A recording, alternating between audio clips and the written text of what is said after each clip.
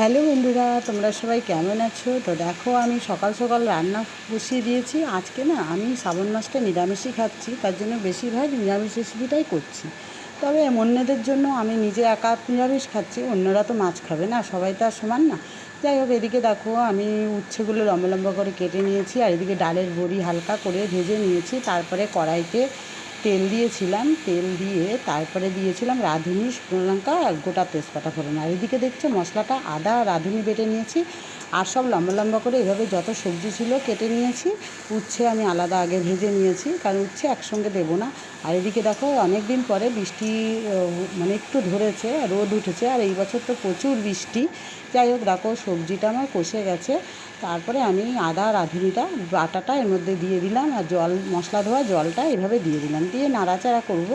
তো শুক্তো না সব সময় ভালো লাগে, সব সিজনেই শুক্তো ভালো লাগে, আর নিরামিষের দিনে তো শুক্তোর কোনো তুলনায় নেই। তো আমি এইভাবেই শুক্তো করি।